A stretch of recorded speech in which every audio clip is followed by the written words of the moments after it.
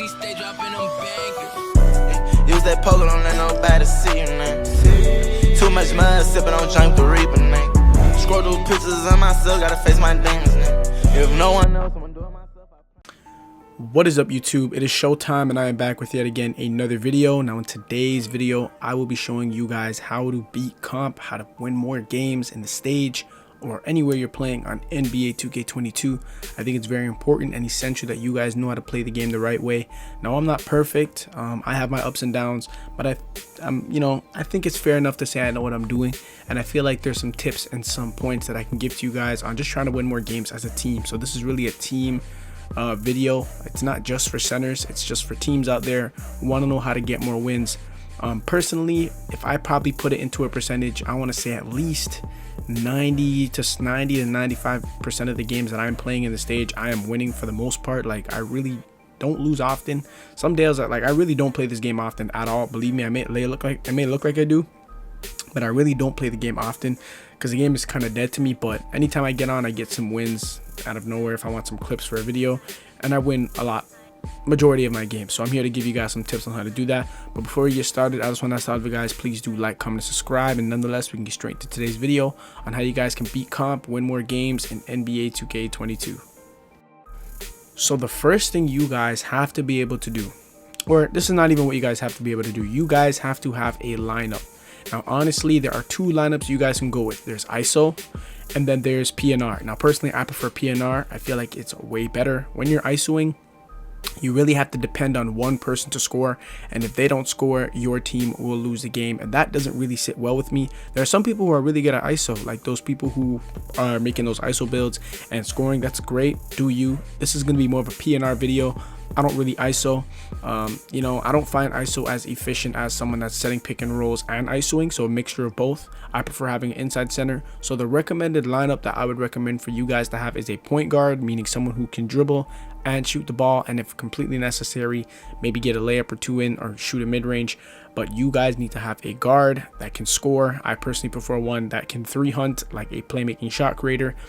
Second, you guys have to have a lockdown.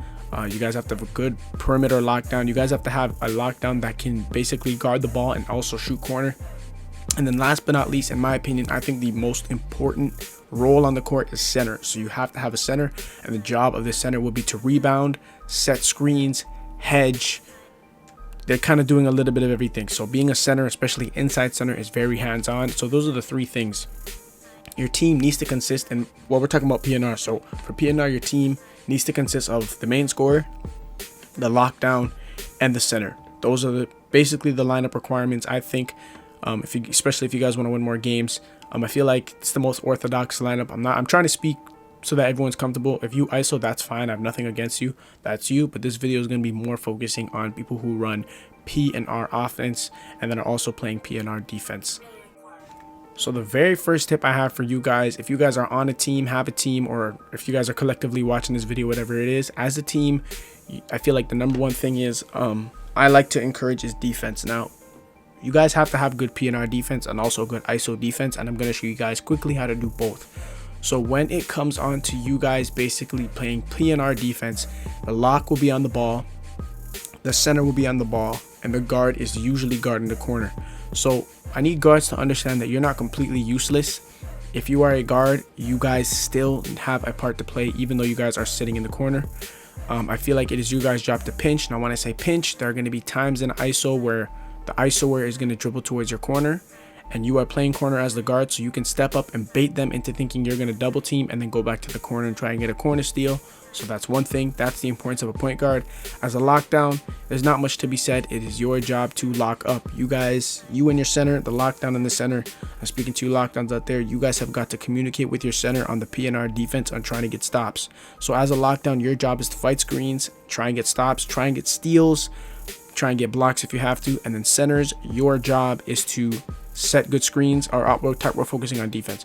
On defense, it is your job to hedge, and it is also your job to, it's just a hedge, basically.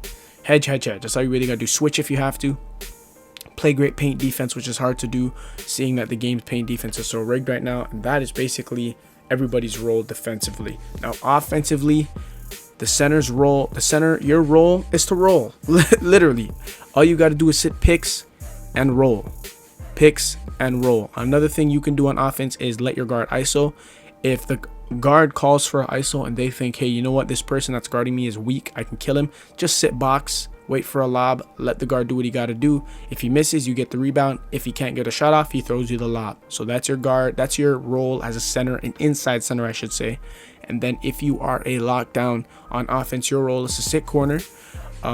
Basically literally just sit corner. You guys have kind of just got to watch the PNR and allow the center to set screens and try and get the guard open. The guard and the guard and the center have to work together. So the center has to do everything in his power to get his guard open, unless the guard prefers to ISO. Now, also as a lockdown, you have to know how to backdoor. You guys have to get backdoor cuts. Don't be a complete useless person. I feel like what makes someone dangerous, especially on the offensive end, is when you can score off the ball, meaning what you're doing when the ball is not in your hands. So to all you locks out there trying to create open shots, dexing, moving off the ball, trying to get an open shot, keep doing your thing, bro. I appreciate locks who don't just become stones and just become cones and just sit in one place. Try and be useful, move around the court, open up opportunities for your team. And I think that's pretty much the explanation of what your team's responsibility is on offense and defense. So I hope that was a good rundown, and we can kind of move on with some other tips that can definitely guarantee you guys a win rate when playing the game. Now, another thing that's very important for you guys to understand when trying to win games and beat comp is just communication. It's such an underrated tip. Like, you guys have to learn to be calm with each other. Now, personally, I'm more of a hectic person. I yell a lot, me and my teammates, but that's just the way we communicate. Every team has their way of communicating. Some teams perform better under pressure. Like when I pressure some of my certain people that I play with, we end up playing better. We yell at each other, we communicate with each other. As long as you're communicating, whether you have to yell or not. Some people can't fold, some people fold under pressure. So with some teammates, you got to be kind of less on them and less loud. But find what works for you and communicate. Communicate. If you guys hear me play, I have gameplay all over my channel. You'll constantly be saying switch, hedge, switch, backdoor. I'm constantly yelling and I'm constantly communicating. If you don't communicate, you will not play with me or for me. I promise you. Like, you just will not play with me. I can't stand people who go silent, especially in crunch time moments. I'd rather you yell at me than be quiet and just don't say anything. So communication. You guys have to communicate when you're hedging. You guys have to communicate when you're switching. You have to communicate if you're double teaming. You have to communicate if you're about to backdoor. Almost everything in this game requires you to communicate. So please keep that in mind when you guys are playing and trying to win games and become a competitive team. Communicate. Underrated tip for sure. So that is all for today's video, guys. I hope you guys did enjoy the video. I just wanted to leave some gameplay and basically just do a voiceover. I hope everything I said makes sense. I'm usually good at delivering kind of, you know, messages through speech.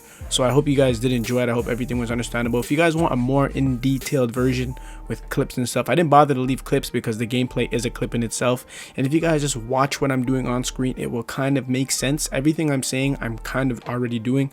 You know, I do everything I preach. I pick, I roll, whatever it is. So I hope you guys enjoyed the video. If you did like it and you want a part 2, let me know. Please do leave a like, comment, and subscribe. It is greatly appreciated. And I will see you guys in the next one.